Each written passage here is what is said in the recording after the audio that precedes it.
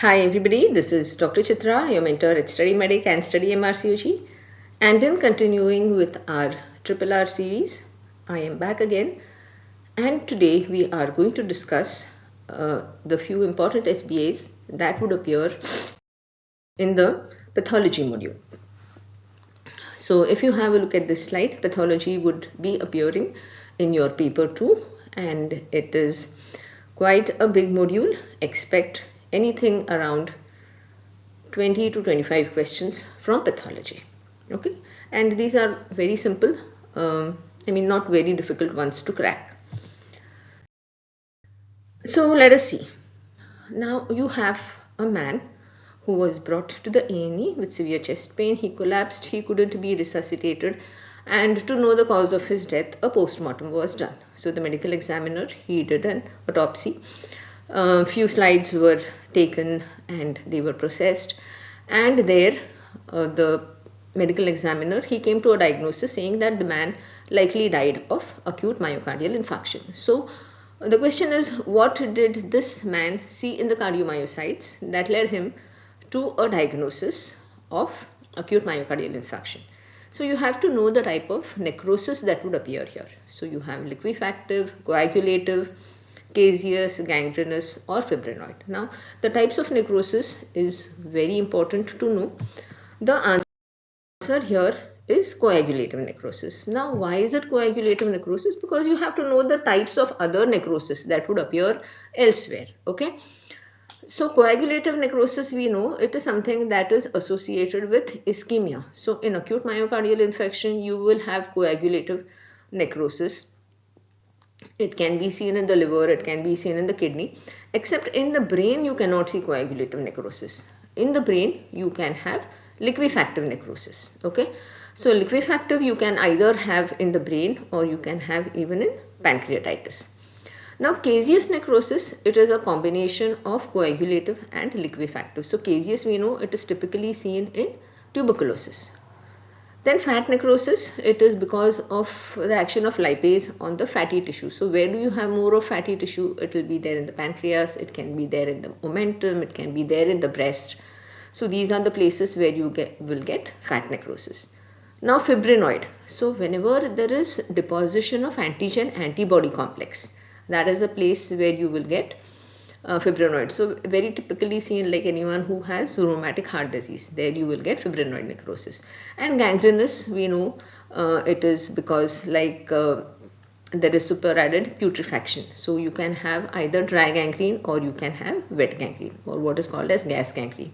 And then typically Fournier's gangrene, it is seen in the scrotum. So these are the important types of necrosis which you should be aware of, and this question appears very frequently in the exam. Now next you come to a 65-year-old nulliparous woman who has come to you with vaginal spotting, and she is not on any HRT. But ultrasound shows that there is a mass in her fundus. So hysterectomy is performed, probably because they have some suspicion about the mass, and the specimen is sent for histopathological examination. Now there the pathologist says that in the histopathology there are heterologous components of a malignant tumor, and he could see endometrial glands as well as metaplastic cartilage. So whenever you have two components, what would be the diagnosis? So it is endolymphatic stromal meiosis or endometrial stromal sarcoma, endometrial carcinosarcoma, endometrial adenosarcoma or endometrioid carcinoma. We know in the uterus, CA endometrium, it is some type of carcinoma. So whenever epithelial elements are involved, it is always a carcinoma. But here the pathologist could even see metaplastic cartilage. Now whenever cartilage is involved, it is called as a sarcoma. So the obvious answer here is it is an endometrial carcinosarcoma. Okay, because there are malignant elements of the epithelium as well as from the cartilage. Now there is a 55-year-old postmenopausal woman. She underwent total abdominal hysterectomy with bilateral salpingo-oophorectomy because she had endometrial hyperplasia, And the uterus and the ovaries were both examined. The ovaries showed presence of Karl-Exner bodies. So what could be the tumor that is there in this ovaries? So you have to know Karl-Exner bodies are present in which kind of tumors. It could either be a mucinous tumor, serosal, epithelial, granulosa cell tumor, or a yolk sac tumor. Now remember that any woman, like one of these tumors is the tumors that is producing a lot of estrogen, and that estrogen probably led to the endometrial hyperplasia, and that because of that the woman had postmenopausal bleeding. So you have to know two things. Karl-Exner bodies are seen in which type of tumors, which are the tumors that are common in postmenopausal women, and which of these is going to produce estrogen. So the tumor that fulfills all of these categories is granulosa cell tumors. Remember, these tumors, they can be seen at extremes of age. Whenever they present early before puberty, they will give rise to early pubertal changes. Okay, and whenever it is seen in a postmenopausal woman, it will give rise to postmenopausal bleeding. So these are the typical Karl-Exner bodies, and what are they like? You will see that they are eosinophilic and they have hyaline material, and you can also see the typical coffee bean nucleus that is there. These are basically small eosinophilic filled punched out spaces between the granulosa cells. And similar Karl-Exner bodies you can see in a gonadoblastoma, but here obviously it is not gonadoblastoma. Gonadoblastoma are not seen in the postmenopausal age group, and it can be seen in a variant of granulosa cell tumor like endometrioid carcinoma. But here it was not endometrioid, it is granulosa cell, because postmenopausal bleeding giving rise because of the hyperestrogenic state that was there in the woman. Now, the common histology type that constitutes vulval cancers. This is another hot favorite of the college. Vulval disorders you will be encountering not only in part 1, even in your part 2 and part 3 also.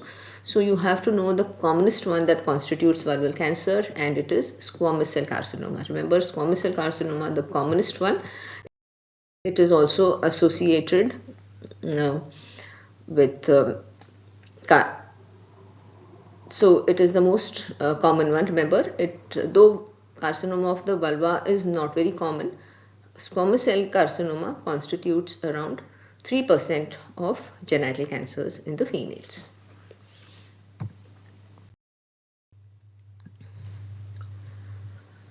Now, CA cervix is another very common and hot topic, and we know that CA cervix is associated with HPV infection, and most of the cancers of the cervix, they are associated with HPV infection. So what is the percentage of cervical cancers that are caused due to HPV infection? It could be either 10%, 50, 75, 95 or 100%. Previously it was thought to be 70%. Newer studies show that 95% of cancers of the cervix are caused because of HPV infection. HPV infection is very common among those who are sexually active, but more than 50% of the individuals, they clear out this infection. Those who are immunosuppressed, like someone who is not taking treatment, like she has HIV and she is not taking treatment for that. So obviously these are the kind of women that would, the HPV infection would not be cleared, and she would go on to progress to have carcinoma of the cervix. The other risk factors for cancer progression, like someone who is infected with HIV, other risk factors are sexually transmitted infections, then the number of births that a woman has, young age at pregnancy, young age of being sexually active, those who are taking hormonal contraceptives, and smoking is another risk factor for progression of this HPV infection into invasive cancer. You have another 40 years old woman. She underwent hysterectomy for heavy menstrual bleeding. Now we are coming to the treatment part. Okay. Okay, no, this is not treatment. It is another of a diagnostic cause. So histology of the uterus, it showed the stroma and endometrial glands. They were protruding into the myometrium. So what was the cause of this woman's heavy menstrual bleeding? It could be endometriosis, adenomyosis, adenocarcinoma, basal cell carcinoma, or endometrioid carcinoma. It is obviously not carcinoma because they have not mentioned anything about nuclear polymorphism, or there is no hyperplasia, no endometrial hyperplasia or disorderly arrangement of the cells or anything like that. What they have said is that stroma and endometrial glands, they are protruding into the myometrium. So we know the stroma and endometrial glands, they are supposed to be in the endometrium. They cannot be seen in the myometrium. So whenever you have this endometrial glands which are seen other than the endometrial cavity, we know it is called as endometriosis. But endometriosis is the term used when it is outside the uterus, like whenever you have endometrial glands and stromal tissue seen in the ovaries or in the uterosacrals, or anywhere else in the peritoneal cavity, then it is called as endometriosis. Now this endometriosis, when it is present inside in the uterus in the myometrium, it is called as adenomyosis or endometriosis interna. So that is the correct option here.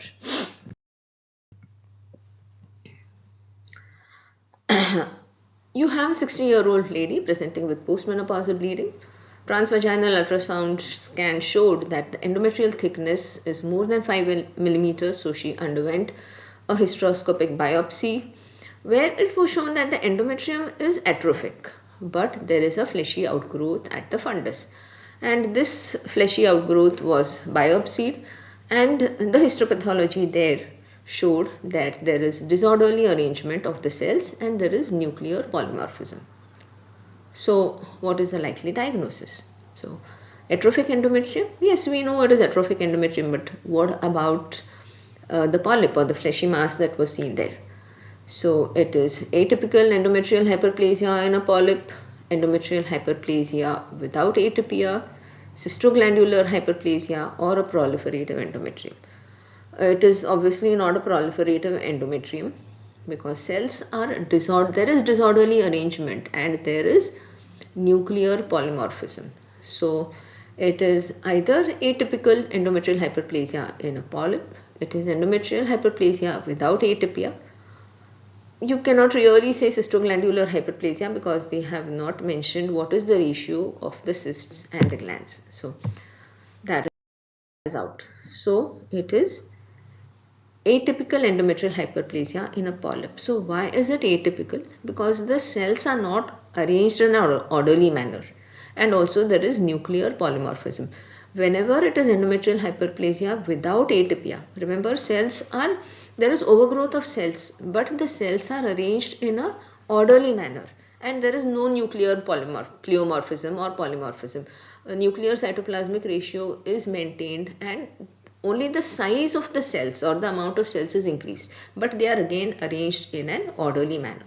So here, because it was disorderly arrangement and there is nuclear polymorphism, it is called as atypical endometrial hyperplasia. And because it was there only in the polyp, it is not seen everywhere else in the endometrium.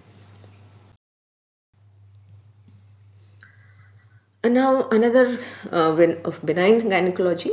So one of the most common benign growths seen in the uterus is a fibroid. Now what could be the most common symptom with which women with a fibroid present? Fibroids can present with n number of symptoms like dysmenorrhea, dyspareunia, constipation, frequency of micturition, heavy menstrual bleeding. All of these are symptoms of a fibroid. But out of this, which is the most commonest symptom? So studies have shown that heavy menstrual bleeding is the most commonest symptom. It could be either heavy menstrual bleeding or dysmenorrhea. Then menorrhagia, pelvic pressure or pain, frequent urination, that means frequency or dysuria, growth, that means she can have bloating, she can have constipation, or she can have pain. Remember, in the exam you will not have two correct answers, so it could either be heavy menstrual bleeding or it could be dysmenorrhea. So always choose the commonest symptom that a woman with a fibroid can present is either heavy menstrual bleeding or dysmenorrhea. Alright, now coming to sepsis. So you have this woman who has undergone an abdominal hysterectomy and she presents 48 hours later with high temperature and confusion. She has a temperature of 38.2, respiratory rate of 28, that means she's hyperventilating, pulse is 103, there is tachycardia. She's maintaining her pressure at 130 by 80. A catheter was put and showing a urine output of 10 ml per hour. That means urine output is also less. So what could be the most likely diagnosis? Sepsis? Yes, we know there is sepsis. Okay, but is it something more than sepsis? Is it septic shock? Well, you cannot really say it is septic shock because she is maintaining her pressure, although urine output is less. It could be a normal physiological response. Definitely not. In a normal physiological response, there could be some amount of pyrexia, but then she should not have confusion, or like here obviously her renal system is involved because she is showing oliguria. Then she should not be hyperventilating, or there should not be any tachycardia. The next option is septicemia. Yes, definitely it is septicemia. She is obviously having sepsis, like she has had an insult, she has undergone a surgical procedure, because of that she is showing some response to that, or it could be severe sepsis. Now, to come to the correct diagnosis here, you have to know the definition of sepsis, septic shock and severe sepsis.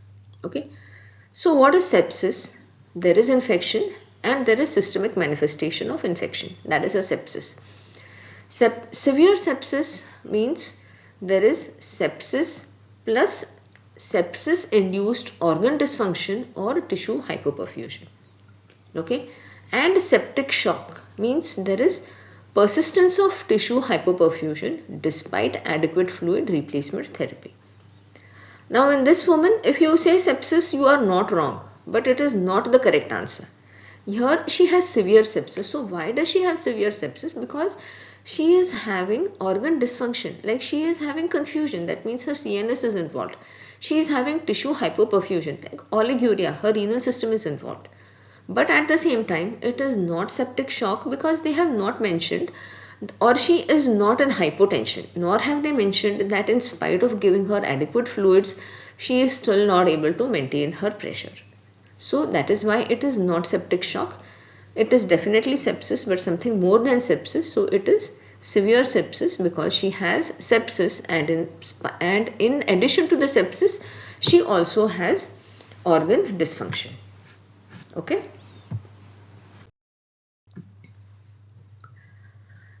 Alright, so now you have this 40-year-old woman. She is diagnosed with ovarian cancer. Her two sisters have also been affected with ovarian cancer. Her mother died because of ovarian cancer. Now you prod her further and she says that she was diagnosed to be positive from BRCA gene. Now the question here is that we know women, those who have BRCA gene, they are more likely to have ovarian and breast cancer. So which is the type of ovarian cancer that is likely associated with BRCA genes?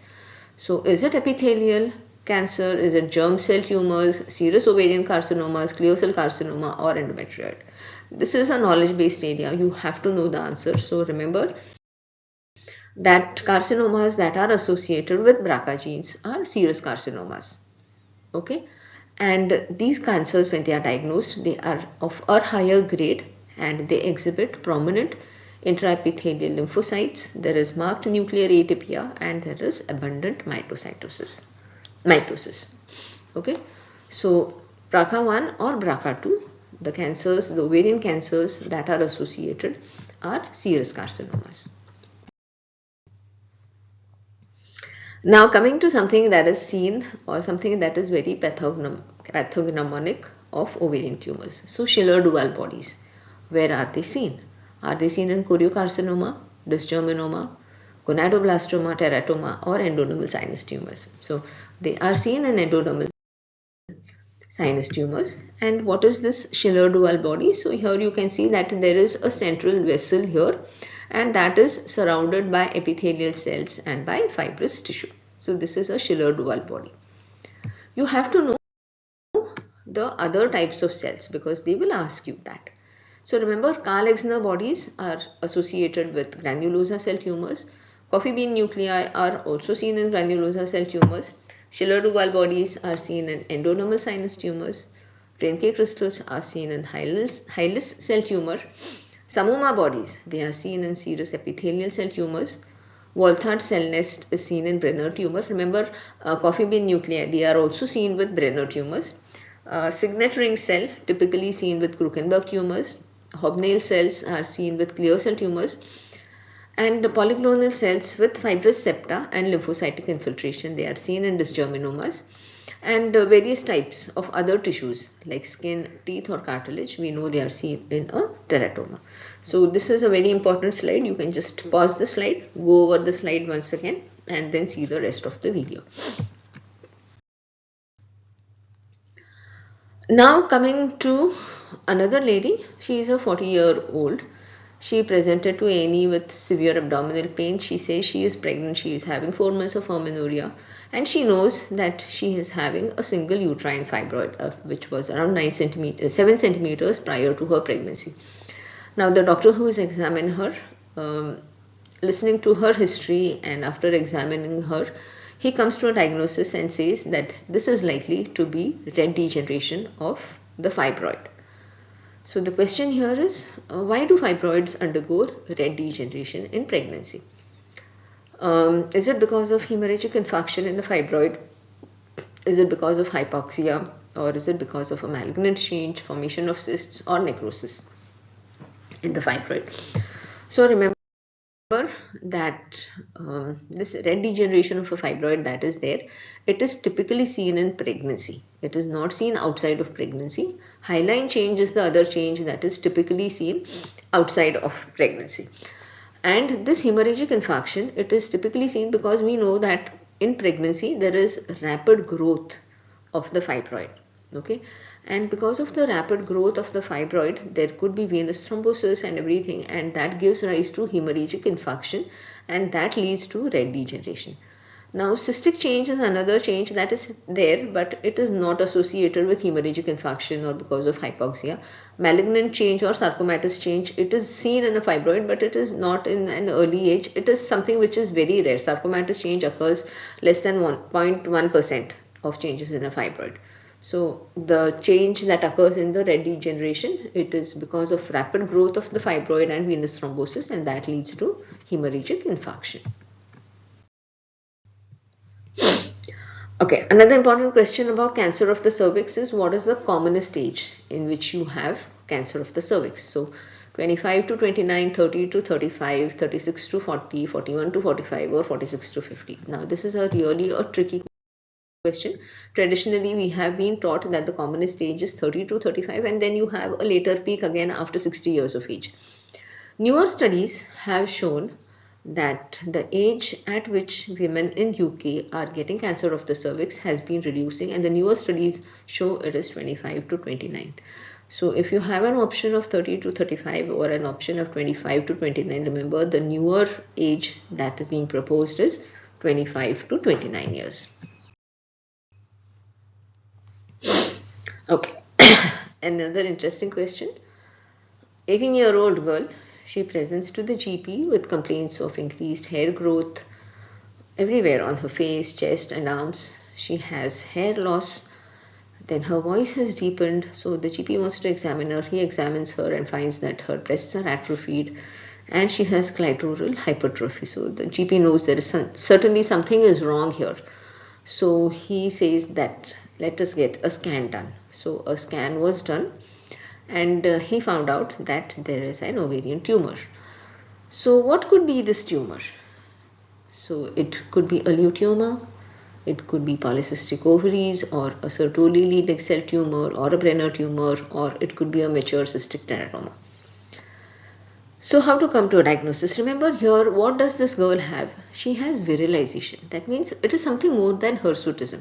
Okay, hirsutism means there is only like increased hair growth, but she will not have breast atrophy or clitoral hypertrophy or deepening of the voice.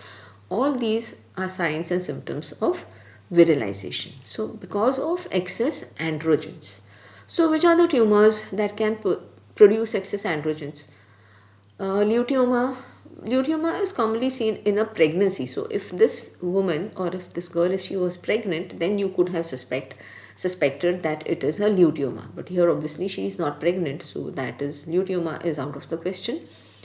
Then polycystic ovaries, like we said, they lead to hirsutism and not virilization. Okay. Certainly Leydig cell tumor, yes, it could be a cause, because we know Leydig cells are the ones producing testosterone. So certainly Leydig cell tumor, that is one. Brenner tumors, usually they are asymptomatic and they do not produce any hormones. Mature cystic teratoma also, unless it has a lot of Sertoli and Leydig cells, because we know teratomas, they can have all germ cell tumors, all types of cells. But the most commonest of these tumors causing virilization is a Sertoli Leydig cell tumor. It is not a very common tumor. It accounts for only about 0.5% of all ovarian tumors. Okay, and the others, like I said, they are out of question. So if it is like you have a pregnant woman who is complaining of virilization, remember it could be a luteuma of pregnancy, and the virilization that is there is so severe that if it is a female fetus, even the female fetus could have virilization. So that is about luteuma of pregnancy. Now coming to the last question. So which of these cells are prominent in remodeling phase of wound healing? So you have neutrophils, macrophages, fibroblasts, lymphocytes or epithelial cells. So remodeling phase of the wound, it is the last phase. And remember here in remodeling, what happens in the wound is all the cells that are seen, they are disappearing. Even blood vessels are disappearing, and it is mainly the fibroblasts or the myofibroblasts which play an important role, and these are the cells that are seen predominantly during the phase of wound remodeling. Okay, so these play a critical role during the various stages of wound healing. And how do they do that? So they secrete extracellular matrix during the proliferative stage and in subsequent remodeling, and that is how they play an important role in wound remodeling. So that was all about pathology, common type of questions that would be asked. Remember, oncology forms an important part, so you should be knowing about all the various types of tumors. Then cellular reaction to trauma, so you should be knowing about hyperplasia, you should be knowing about atrophy, what is agenesis, what is nuclear pleomorphism. So all the cellular changes that are seen as a result of trauma, these are the common questions. Then ovarian tumors, as you saw, very common. You have to know everything about endometrial changes. So what is endometrial hyperplasia, what is CA endometrium, and another type of questions sometimes, yes, and about necrosis, all types of necrosis. You have to be thorough with these types of questions. So that was all for today from pathology. I hope you have found this video helpful. Stay tuned. We are coming up with the other modules as well. So watch the video. Hope it helps you in your preparation for the exam, and good luck to all of you for the exam. I'm sure you're all going to rock the exam. Bye-bye and take care.